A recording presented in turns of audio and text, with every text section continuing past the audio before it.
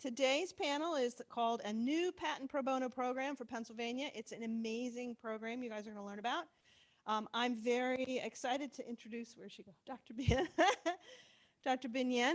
She is the Director and Associate Vice President for Research for Penn State's Office of Technology Management. A lot of words. That means she gets to handle all the intellectual property that comes out of the university. She has been working in tech transfer for 24 years, working with innovators, investors, and industry partners to advance the commercialization of the wonderful research that's done here and done at other universities. So can we please welcome Dr. Bien. I always tend to say just because I'm with the technology transfer office does not necessarily mean I'm technologically advanced. So welcome everyone to our panel discussion. We are very excited to announce a new program that just launched in Pennsylvania, the Penn State Patent Pro Bono Program, providing free legal assistance to under-resourced independent inventors and small businesses.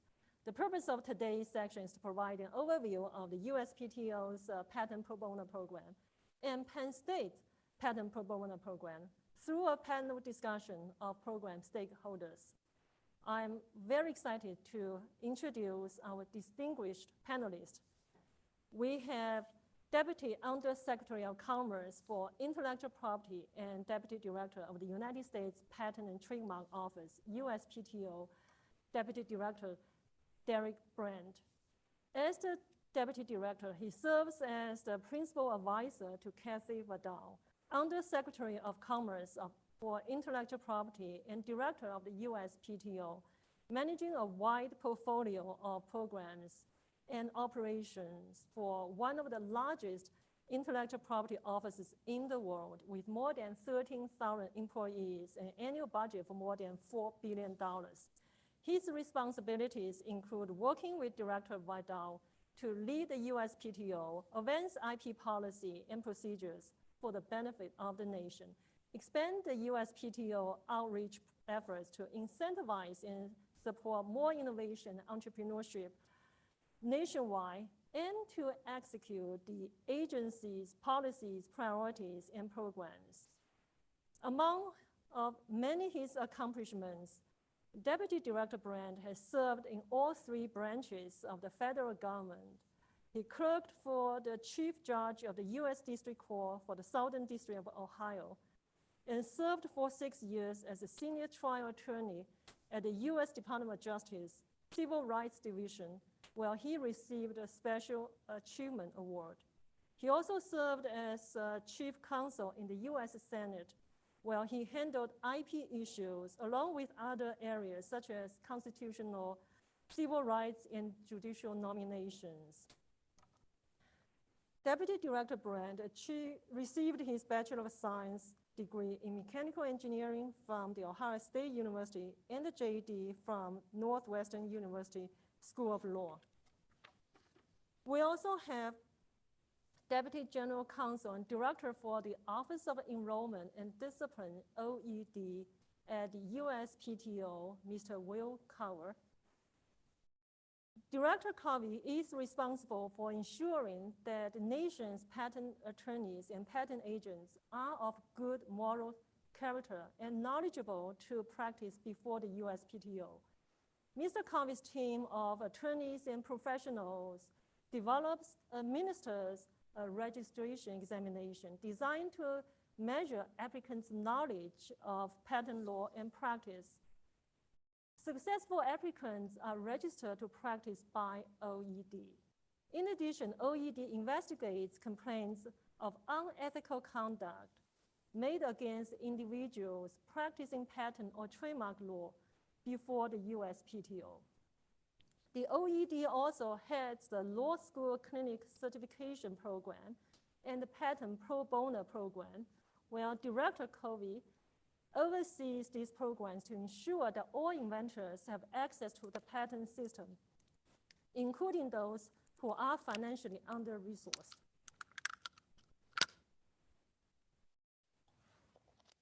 Mr. Covey has held a number of key positions at the USPTO, including Acting General Counsel and Deputy General Counsel for the Office of General Law, Mr. Covey was appointed to the Senior Executive Service in 2007. Mr. Covey received his undergraduate degree from Fordham University and earned his JD from Fordham University Law School in 1991. He graduated from Harvard University's JFK School of Government in 2005 and the U.S. Army War College with a Master of Science degree in Strategic Studies in 2010. Prior to joining the USPTO in 2000, Mr. Covey was a Special Assistant U.S. Attorney for the District of New Jersey. He served on active duty and was a senior officer in the Army Reserve assigned to the Office of the Army Staff, Office of the Judge Advocate General. He completed combat tours in Iraq and Afghanistan and served as Deputy Legal Counsel to the Chairman, Joint Chiefs of Staff. Mr. Covey retired from the Army in February 2022. I'm also very pleased to introduce Jonathan De Silva, Assistant Clinical Professor and Director of the Intellectual Property Law Clinic at Penn State Law. Jonathan is the founder and principal of his solo boutique IP law firm located in Erie, Pennsylvania. And again, among of many activities Jonathan has managed, Jonathan is a global IP counsel for several multinational corporations, as well as counsel for several universities and small businesses. Jonathan is admitted to practice in Pennsylvania, New York, Washington, D.C., and before the USPTO. Jonathan's effort and dedication to the Patent Pro Bono Program were critical in the establishment of the Patent Pro Bono Program at Penn State. Thank you, Jonathan.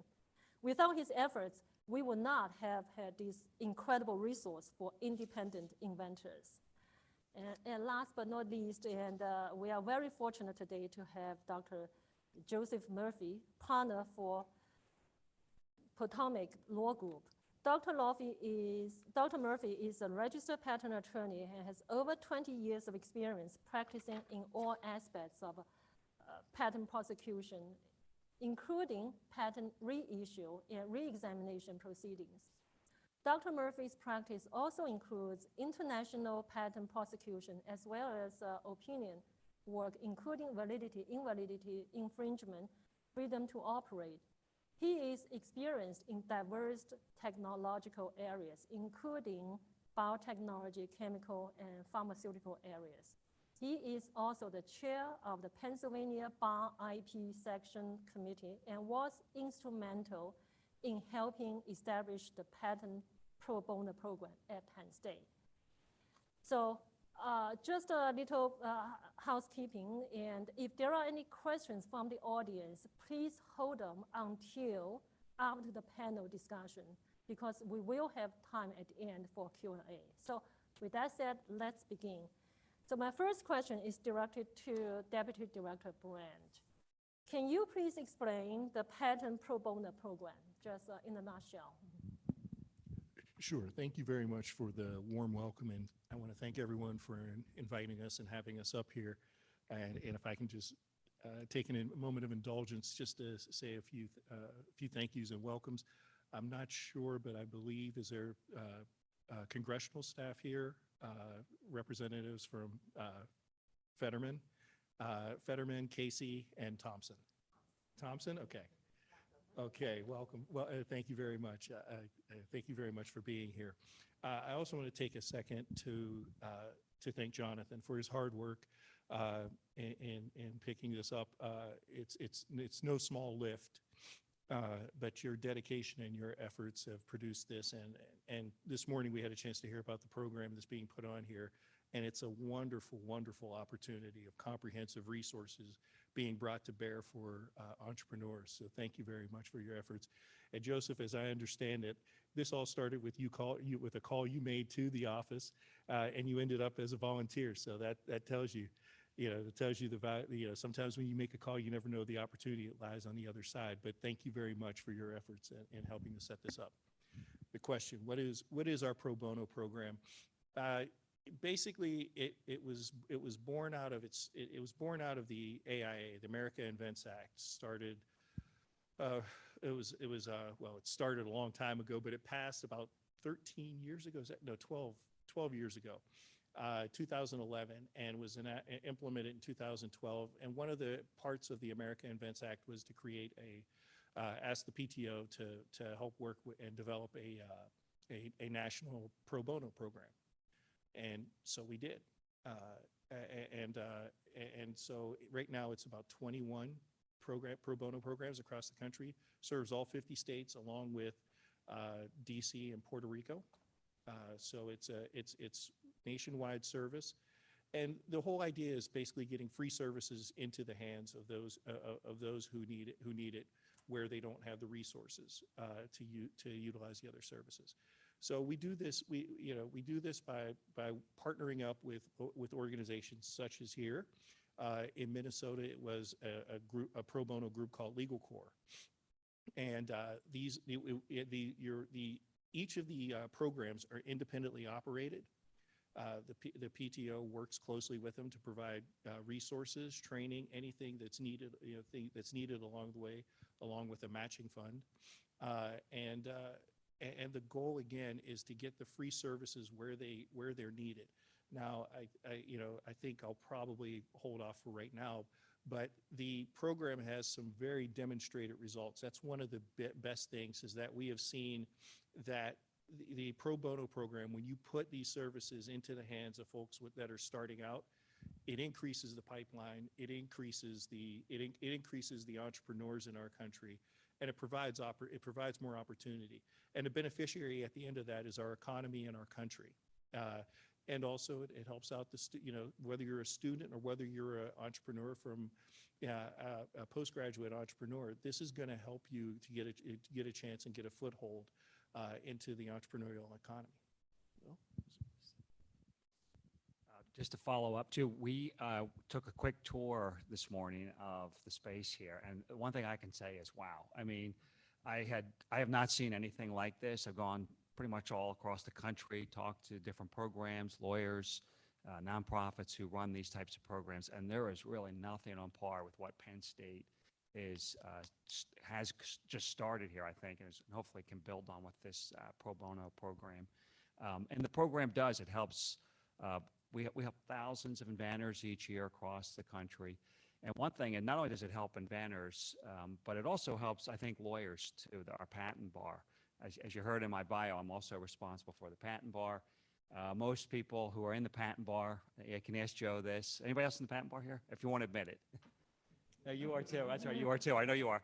They don't ever want to talk to me, right? You never want to hear from me, right? See? You're hiding over there. They never want to hear me because they think I'm going to investigate them or something like that and take their license away, but I won't. Is that a promise? It's a promise. It's for another hour, let's say.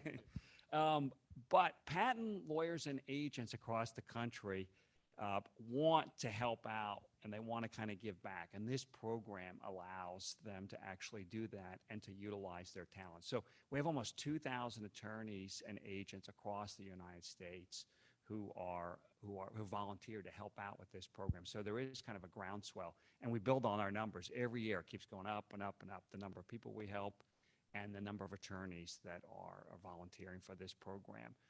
Prior to the America Invents Act, we heard kind of from the patent bar that, hey, I'd like to help out, I'd like to do pro bono work, but if I go to my local like nonprofit, they're going to hand me a family law case or some other type of case that really wasn't in their expertise. Not that there's anything wrong with that, but there's also, we've seen as the program has grown, there's a huge demand for patent services, inventors, small inventors, independent inventors across the country. And this also leverages their unique talents and skills in their background to help to kind of match them up and not kind of use them for what they're really very comfortable with doing. So there's a huge network, and hopefully we'll build on that here in Pennsylvania as the program gets started. Thank you. So I have a follow-on question, and what does, obviously, I mean, it has been, as you mentioned, so many attorneys and agents are nationwide registered in the program. So what does USPTO do to encourage participation in the Patent Pro Bono Program? So we provide, one of the things we do is with the program we're working with, we provide a certain level of matching grants. Yeah, or not grants, sorry, not called grants, matching funds to the program. So for any program that we join with, they have to match what we put in terms of funds for services. The other thing that we do is we've asked for demographic data, I believe, also, because we need metrics to see if to see what is the program actually doing in terms of entrepreneurs. And that's one of the areas that we're pretty excited about, is that in reporting the demographic data, we've actually seen a very wide increase in the diversity of the folks that are coming into the program. So for example, we were able to extrapolate, as the federal government, we're not allowed to take data in, but we're not allowed to take data directly in our program. So we were able to figure out that there were roughly 13% of applicants that were women. That was our estimate in the traditional patent program. In the pro bono program, where we're putting the services right where the entrepreneurs need them, 43% identify as women, 35% as African American, 13% as Latino. So right now you're seeing this pipeline open up. It's becoming inclusive innovation. And that's where we want to be, because in order for our economy, and in order for our economy and for the country to get stronger, whether you look at it from the perspective of solving problems, or whether you look at it from a financial perspective, we can't leave anyone on the sidelines. There's everyone's best ideas. And that's what this program is showing, is the ability to get people into the system, to solve problems, and by the way, to also build businesses, and also, as Lee said earlier, to make jobs. So it's a win-win for everybody. And by the way, where the students get involved, where we have law school clinics, the students get involved, we create, as Will just said, we create an ecosystem where we have better practitioners, more knowledgeable practitioners that are coming out. So I hope that was responsive to your question. That's what we're getting out of it. But Will, do you? Yeah, let me just add too with the law school. I love it that Penn State has kind of married. It seems like they're linking up the two programs, because we see it we don't kind of compartmentalize the program of lawyers or law students. There are clinical law school programs across the country, but I think it's great that Penn State has kind of linked them up. And the reason is we want to kind of get to law students and talk to them as early as possible, and impress upon the importance of giving back something. I mean, and it may not work right when they go out of law school, or they may go to a law firm and they have to work 2,000 billable hours, and it may not be that right time. But hopefully we want to leave them with the notion that at some point during your career, you have an obligation basically to give something back to the bar. So the other thing we do is I go out and give talks across the nation, CLEs at different bar groups, major bar groups, ABA, some of our major stakeholders, and I build this notion of giving back to this specific program into all of those talks. So they hear it from me. Not only do they get their ethics CLE that they need, obviously, for many other states, but then they also hear this message. And again, we've built the numbers year over year over year. There's almost 2,000 attorneys and agents across the United States just in the 12 years since the America Invents Act that we've built that. And we're going to hopefully keep building stronger numbers. Is it 2,000 patent applications that have been filed in the program since the beginning, or is it? Yeah, it's roughly, yeah, 2,000 applications have been filed since it began. I want to say, Grant, you can call me out. Is it 95,000 hours that have been contributed? 95,000 hours that lawyers have contributed to this. So, as Will said, the program it's growing. More folks are coming in to help support it. Adjuncts, wonderful adjuncts and folks. So it's been a win all around. Very impressive. So that's a good segment to the question for Jonathan. Jonathan, tell me about the Penn State Intellectual Property Law Clinic that manages the Penn State Patent Pro Bono Program. Sure. So the intellectual property clinic is an experiential learning opportunity for law students, and I see at least 4 of them here right now. The students actually do all the work, and I just supervise the clinic. Our clients come from across the state, all connected to the Launchbox network, and I see some of our clients here as well. Basically, the students, initially observe me interacting with the clients, and as they develop over the course of the semester and in the year, if they take the class again the next semester, they start running the programs. They start running the meetings. They start filing trademarks and patents under my supervision and copyrights and things like that. The Patent Pro Bono Program fits into this really well because it is just we actually have fewer requirements for clients to enter the clinic than the patent office does. So if clients are uncomfortable with students doing the work, I am happy if they qualify under their income levels. We will connect them to Pro Bono Program volunteers like Joe here. Or they can come to us directly from the patent office. There is a link at the patent office that connects to the clinic intake for applicants, and that sort of pre-approves them, and I have an intake meeting with them to go over their requirements, whether or not they've met all of the standards for what the patent office requires, and if they haven't done what's called a prior art search to see if anything else exists for their invention. If they don't, we connect them to the clinic, and the students actually do the prior art searches that knock out about half of them, unfortunately, which is pretty standard. In my practice, I think about 80% of my clients have inventions that probably shouldn't have come to me yet. But one of the nice things about the Launchbox is my first email to the clients, to the applicants, is to say, welcome to Penn State. You're part of a network now. There are 21 Launchboxes across the state. Where are you located? Once we have our meeting, or at the same time as we have our meeting, connect with the Launchbox. See where you are. Maybe they can help you develop your idea further. And actually, half of the people who've applied to the application program, I haven't heard from yet because they're connecting with the Launchbox, developing their idea further before they come to us, before they're ready. Because, like you said, they don't know what they don't know. The people who come to the patent office or to an attorney, their first step talking about their invention is usually with an attorney. And they don't know about the network. We connect them with the network. We help them develop their idea to something that may actually be better than they could have been on their own. And when they're ready, we'll connect them with Joe and his cohort. And in fact, on Friday, I sent out a connection request for our first applicant in the program to an attorney in Philadelphia. So, hey, you're starting. So great, thank you, Jonathan. Can you elaborate a little bit more in terms of screening that you do for inventors, for instance, and technical background, experience, and if you can Sure. dive a little bit more. The Patent Office has a 1-hour series of videos for inventors to understand what the process of getting a patent is.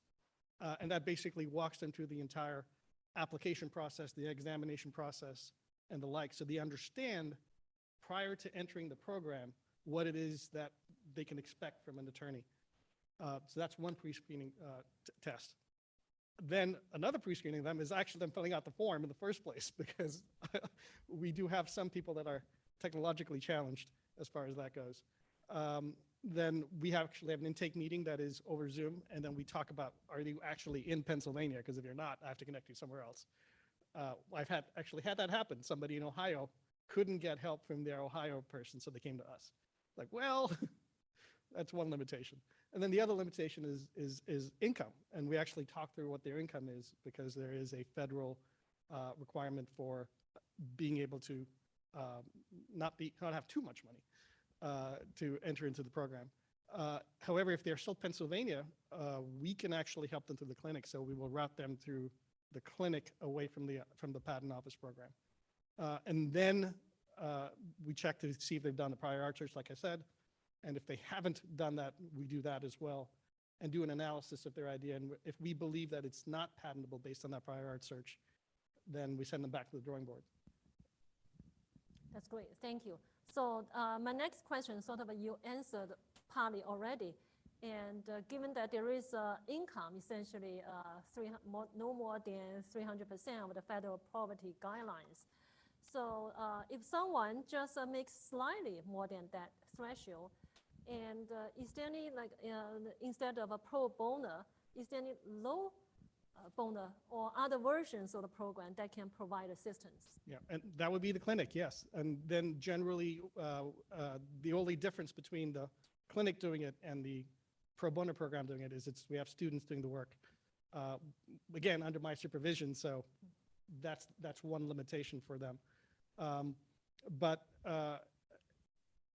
even if they do get into the program under the minimum poverty guidelines, they have an obligation to actually inform the attorney they're working with whether or not, if the income rises above that limit. And that's a discussion for, Joe, have you dealt with that before? No, I haven't. You have not? No, I Okay, so, okay. How would we deal with that?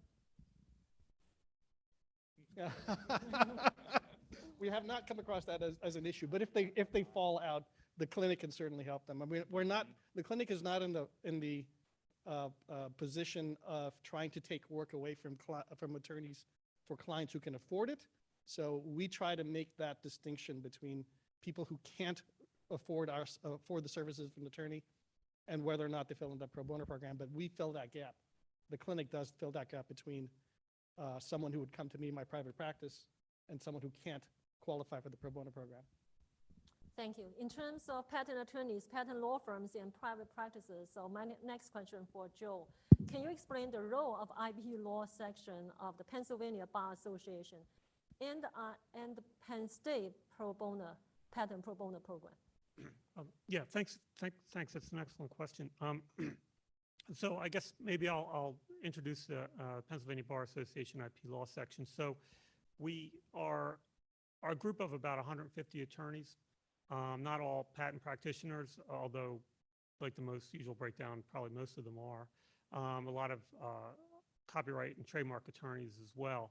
And we got involved in this, the Patent Pro Bono Program. I actually spoke with Grant Corboy, who from the Office of Enrollment Discipline as well, who runs the USPTO Patent Pro Bono Program. And we had conversations about it because the entity that used to run it in Pennsylvania was this Philadelphia Volunteer Lawyers for the Arts, and they wanted to focus more on sort of what they consider arts, copyrights, trademarks, things like that. So we as a group, meaning the IP law section, really felt like we should be running this. Like we really wanted to run this for the state.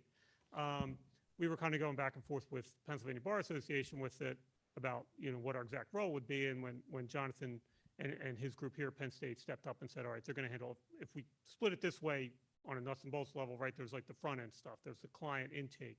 So the client's going to see the website, do the application, there'll be an initial review of the prosecution or the state of the technology, whether it's patentable subject matter, things like that.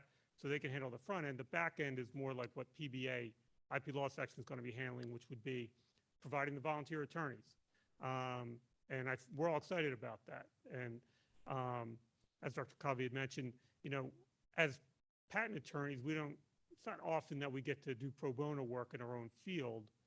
So this is a really good and exciting opportunity to do that. Another really important aspect to it, I think, and I'll just say it briefly, if I can,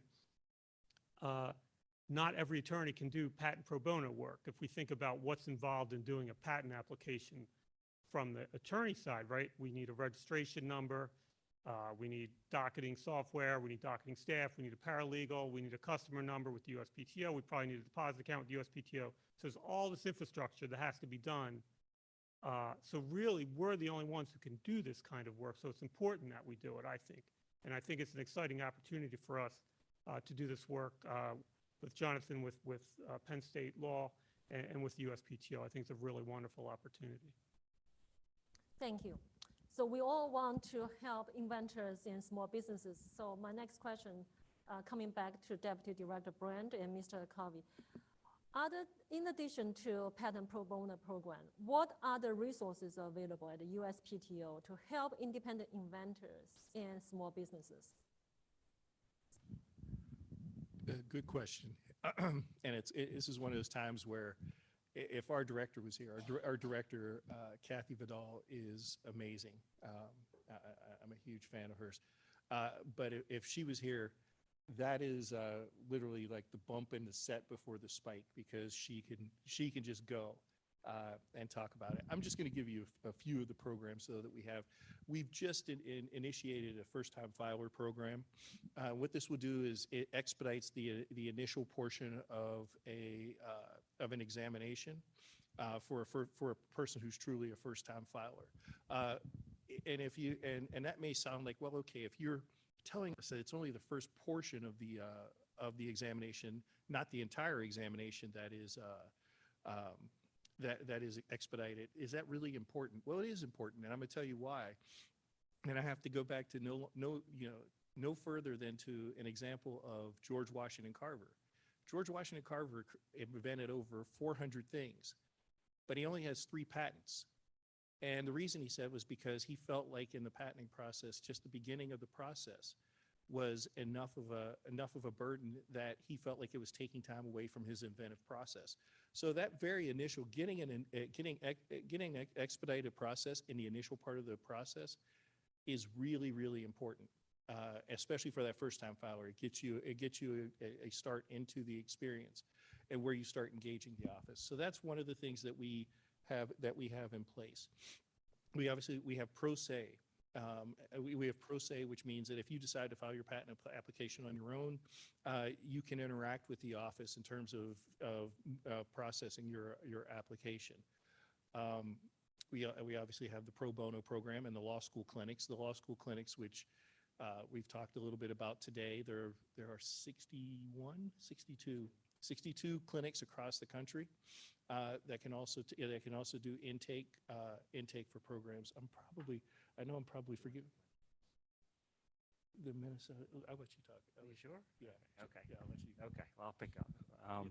Yeah, well, and then the other thing too is to help inventors is one thing we've seen in the last year or 2 years is that they go through the patent process, which in some instances can take a while to get through that process. And I'm trying to be very, very correct, right? It can take a while, right, to get through the patent process, right? And it's for good, and it has reasons why it does take that long.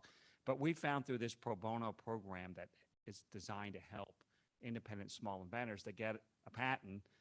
And everybody's probably seen, most of you have probably seen Shark Tank, right? When they hold up the patent and Mark Cuban and Mr. Wonderful, their eyes all glaze over and oh, wow, you got a patent, right? And I've been there long enough, I can actually recognize which director because they've changed the cover. I said, oh, that was director so-and-so. But we've learned that's not the end of the journey, really, for an inventor or someone who's going through that journey, basically. And the next step, and we just started this about a week ago up in Minneapolis, we launched to marry up venture capital and licensing expertise with this program. Because if someone goes through the program, we want to help them. The goal isn't just to get a patent, get a piece of paper, you can hang it on your wall. As Deputy Director Brent said, right, we want to open up innovation. It's kind of a selfish reason for the country, right? We want to make sure that we get these ideas out, that we can help people, they can commercialize them, they can create jobs, and they can push the United States even further ahead. And I know I've mentioned this at other talks, and that kind of goes as I think a lot sometimes Americans, we take that for granted, that kind of spirit, one of inventing and of helping others. I was telling a story just last week in Minneapolis where I was over dealing with the European Patent Office, and actually tomorrow I have a call with them. The idea of helping someone else for free is a foreign concept to them. I remember a German attorney came up and goes, I don't understand, why do American attorneys do this again? I don't understand this, right? It's because they have a professional responsibility to help those who have great ideas and who just can't afford. So that's another thing. I'll talk to the 4 law students. So when you go out someday, please think about giving back something to the profession at some point during your career too. Again, the United States has a very And it's really great to, I mean, you just take it for granted. When I was in the room and this German attorney said this to me, it didn't even dawn on me because it's just around you a lot. I see it all across the country. I think it's really exciting about, again, these next steps of kind of linking up venture capital and licensing expertise with this to hopefully commercialize this and take the next steps. Let me just add, one of the interesting things about the program here, that we've learned is that you're doing it. You're an incubator, an accelerator. So you're already doing that here. You've got a lot of the resources, and we're trying to, we're doing the same thing, because at the end of the day, if you just get the person through and they just have intellectual property, but they don't have a business behind it, and I realize this from consulting in the startup world, you got to build a business at the same time that you're building a product. So in terms of helping others free of charge, so my next question to Joe, why did you volunteer for the Penn State Pro Bono Program? That's a really good question, and it actually ties in what was discussed before. I think it's, I would say that, attorneys, we get into this profession really, if you think about it, to help people, right? I mean, sometimes you're helping, people who are parts of a multinational corporation, but, they need help too. So you're just trying to help them achieve their goals, what they need as far as justice goes, in a sense. And this way we can reach out to all kinds of folks and help them, because they should have a right to get a patent. If someone invents something, the roadblock should not be, I don't have enough money to deal with an attorney. The roadblock should be, I don't have a good enough idea. That should not, if they have the right idea, they should be able to get the IP that they deserve.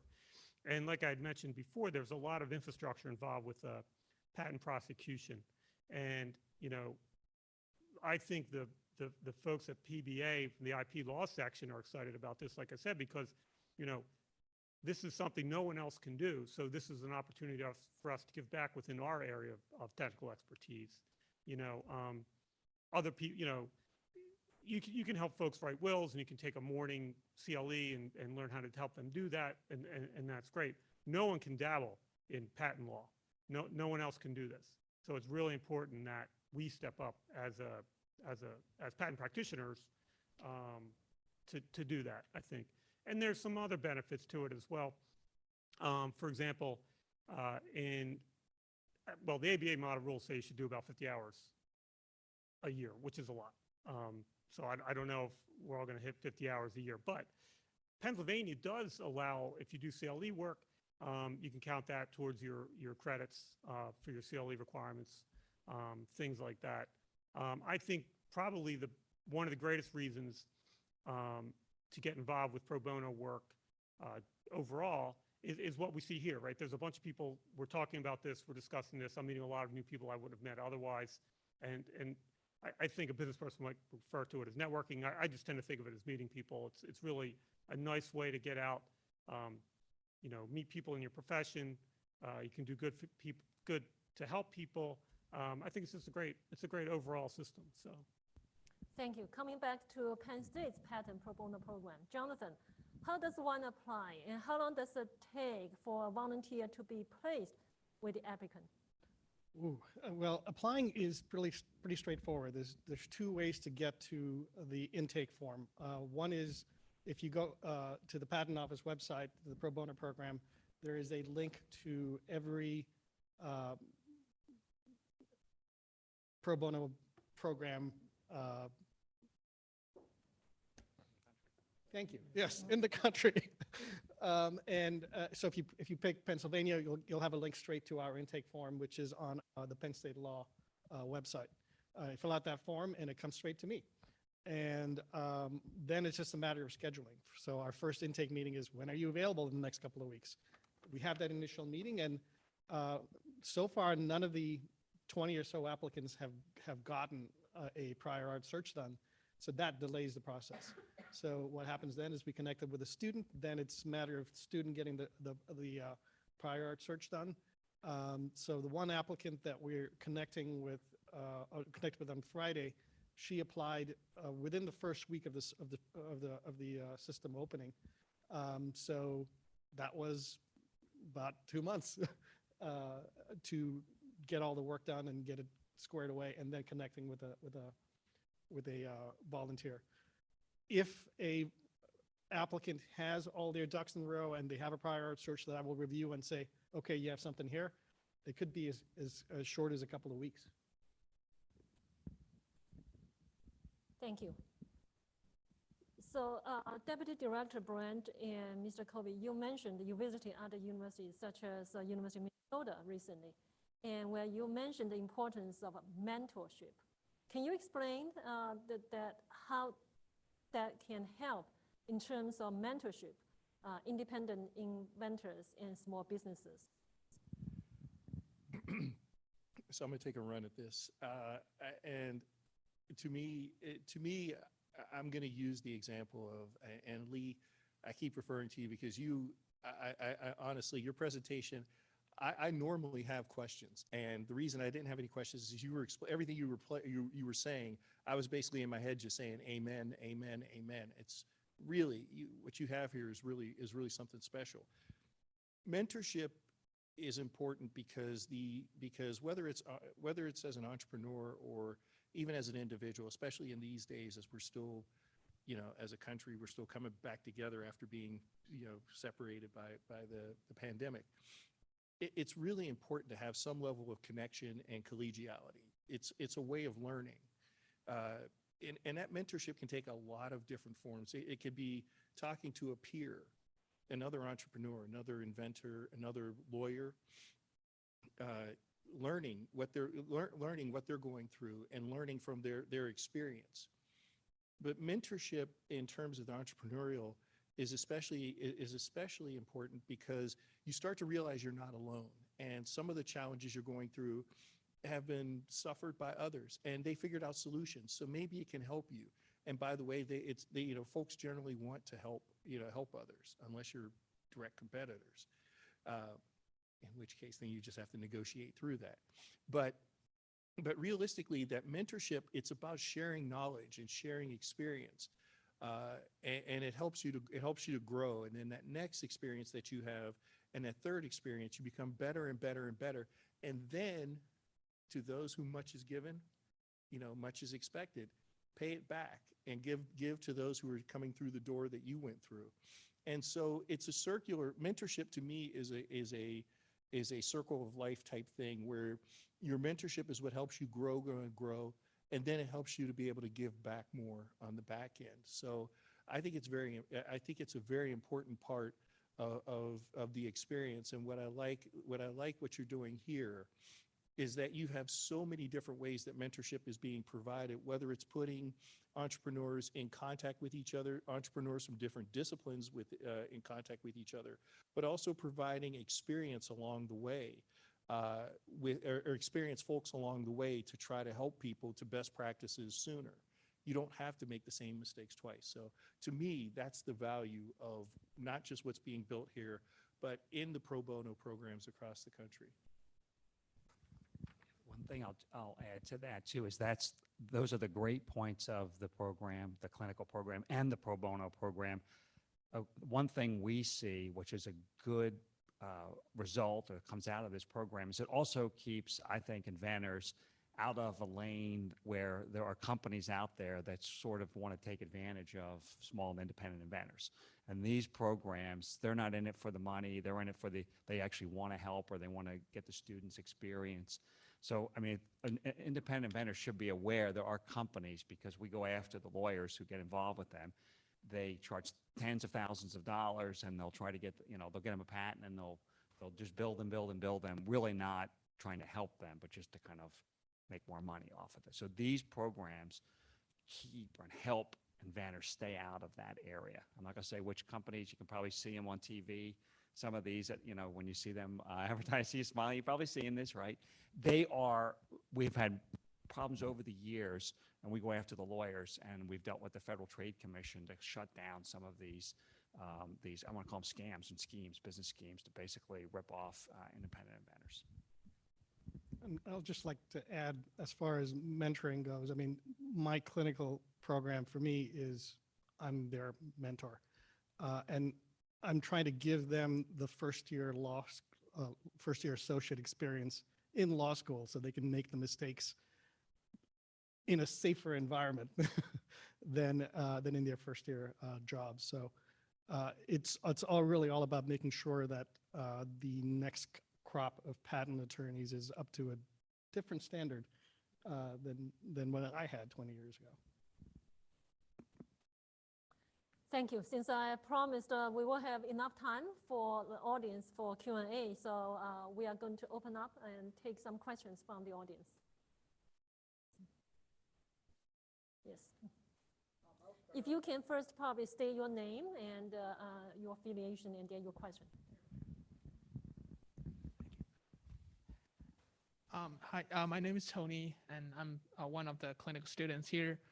My question for the panel is, some of my clients come to help and they need some patent prosecution or patent litigation help, and I wonder whether the Patent Pro Bono program can give them some help on that area.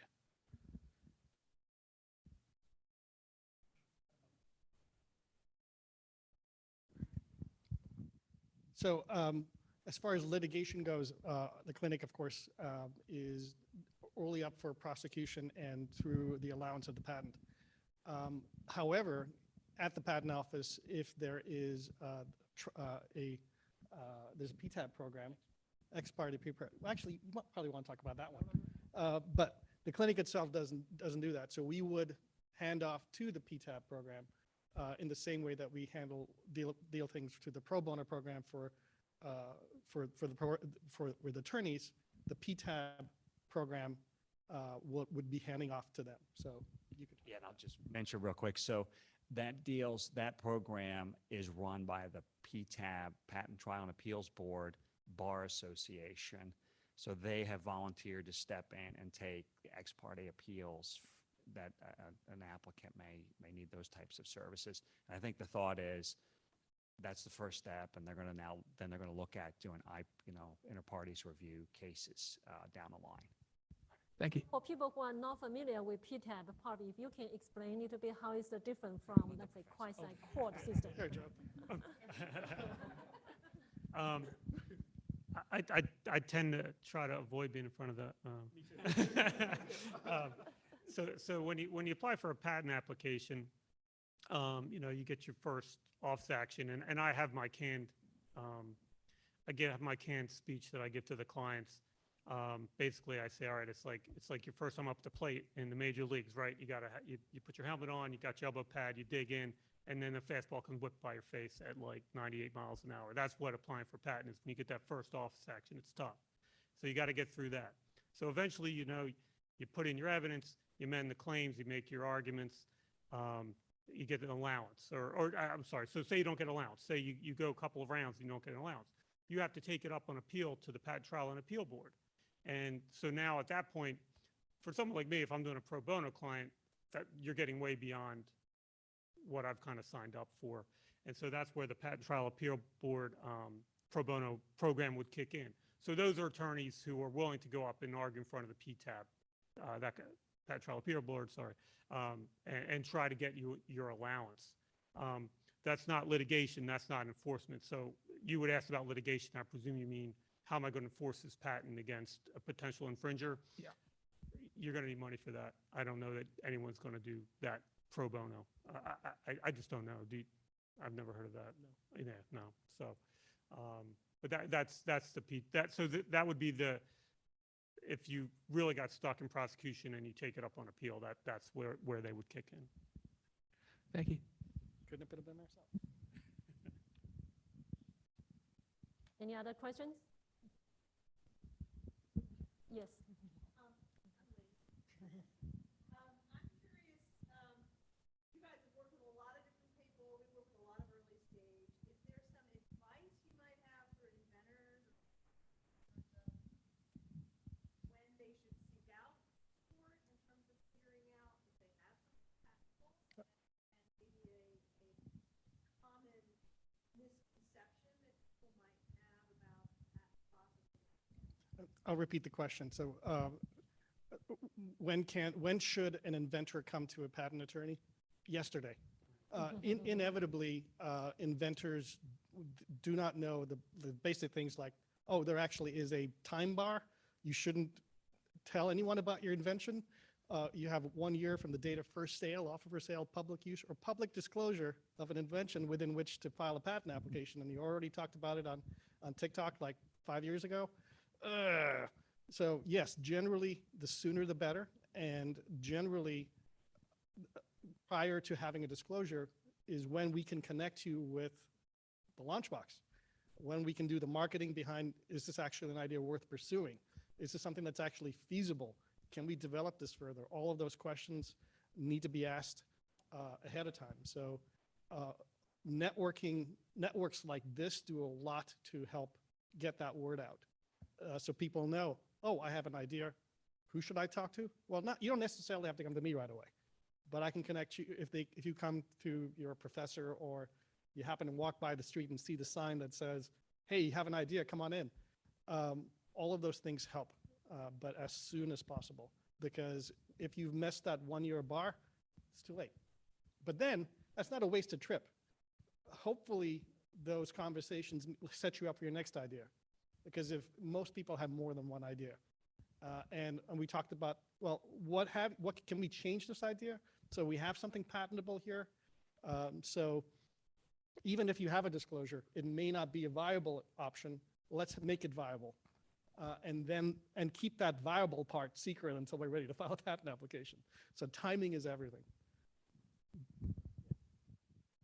So I'm going to add a little piece to that, and it's from the other side of the house, trademarks. And that is that you should be when you're thinking about forming your business and you're thinking about branding your business, you should be thinking about your trademark as well as your patent. Trademarks are your first communication, your first connection to your customer. How you're going to brand your business, how you're going to brand your product if you're developing a product. So it's really important to go ahead and lay down that trademark and think about it. Very interestingly enough, a few months ago, actually more than a few months ago now, I gave a talk to a group of entrepreneurs, and I never really got into the nuts and bolts. It was in Charlottesville, Virginia, by the way. And I never really got into the nuts and bolts of patents and trademarks, because all we talked about was the fact that IP is an asset for your burgeoning company. The way that you buy office lights, the way you buy a computer for your company, it's an asset, and it's an asset that you can finance on. And so trademark is one of those assets that you can lay down for your company relatively inexpensive, but it is actually your first way that you get into the market and you form your moat, because once you form that customer connection, that is a significant part of your business. That's great. I'm going to ask a question, maybe slightly probably digressed from the topic. So we mentioned a number of times throughout this panel in terms of doing prior search, right? So currently when people go to your website, look at USPTO patent database, when we put in, let's say keywords, I'm going to just making this up, tumor. Typically, I don't think you will recognize, let's say, if it's cancer. So do you have a plan in terms of incorporating AI, machine learning, kind of so that you put in one keyword, you can search related, let's say tumor, you will search cancer related keywords as well?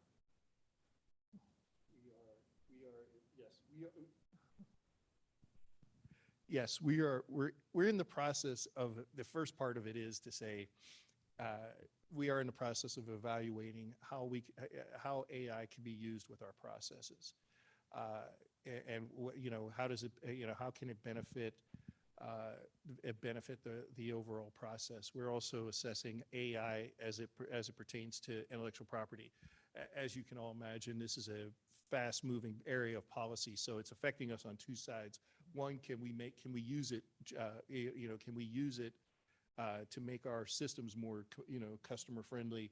And then the other side is folks using it on the other side as part of the inventive process.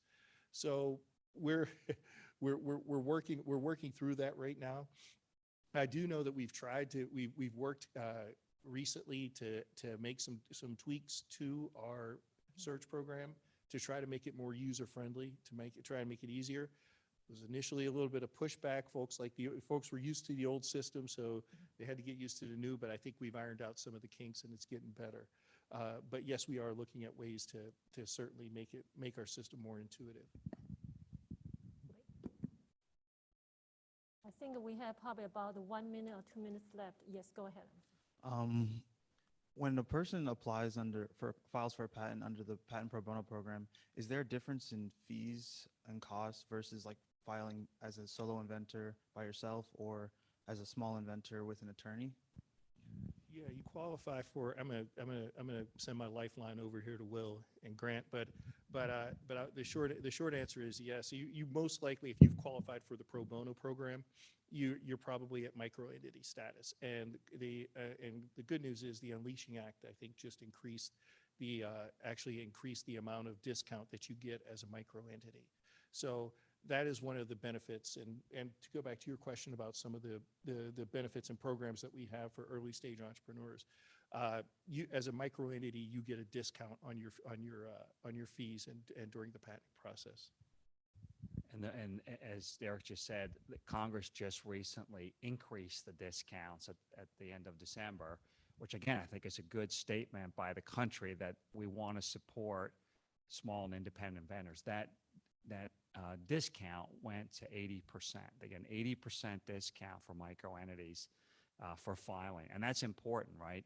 You know, remember I was telling you about the Europeans? They don't have anything like that. So if you're a small inventor over in Europe, you're paying $5,000–6,000. Well, that's pretty hard for a small and independent inventor to come up with that kind of money. And that, again, they just don't understand. They don't get it, I don't think, yet over in you know, that's a major developed part of the world, right? That it has very good intellectual property laws that they haven't figured this out yet. And they're still trying to figure it out in other parts of the world. There's also a small entity discount also. So you can fall in different parts. So that's 80% for the micro, that's the really tiny, and then the next group down gets a 60% discount. It costs about $4,500, $5,000 for the patent office to go through its process and examine the application. So the filing fee for a micro entity is, I think, something like $60, $70. They can start the process pretty inexpensively and get it started. And then, you know, if they commercialize it, then, you know, maybe then they'll get into a higher group and we'll make the money back. But again, that's also a statement of the country of large businesses have gone along, you know, they've accepted that they pay the fees basically to support the system. And that's only what, in the last 12 or so years really that the country's really kind of gone and had this discount type of system at those levels, at these higher levels. So yeah, huge support for small. And there has been talk over the years, well, should we make it free? Should we make the filing process for pro bono applicants free? The biggest cost, no offense, Joe, is the lawyers, right? It's the lawyers. It's not the filing fees, right? You file a patent application, can easily be thousands of dollars in legal fees. Yeah, you know, and yeah, I'm trying to go on the low end. It can go up, right? It could be thousands of dollars. The big cost to an independent or small inventor is the legal fees, right? Not the filing fees. And there's also, do they need to have some skin in the game, right? If you make something free, people will treat it, they'll value it, they paid for it, right? And that's kind of been the internal policy discussion we've had. So there is a huge discount that we do provide to those types of inventors. That's great. One more question. That's last question.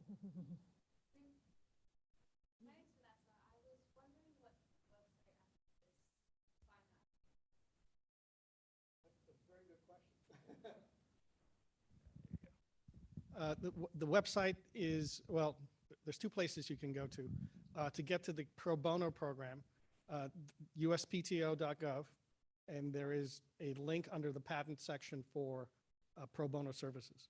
And that will take you to a map of the country.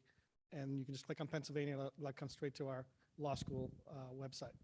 In the Penn State Law School clinical program website, there's a link to the pro bono program as well. There's a third link to the clinic. If you do a search for the launch box, Happy Valley launch box, you will connect to the IP Clinic Intellectual Property Services link, and that will get to not the pro bono program, but to the IP Clinic services. Also, any launch box will connect you to us. So if you just talk to somebody, yeah. So I would like to thank all the panelists for taking the time to provide a wealth of information today about the Patent Pro Bono Program. And I also like to thank the audience, all the participants for the great ideas and discussion. And lastly, I would like to encourage the inventors, the small businesses in the audience to apply, participate, seek assistance. With that being said, thank you very much for your time.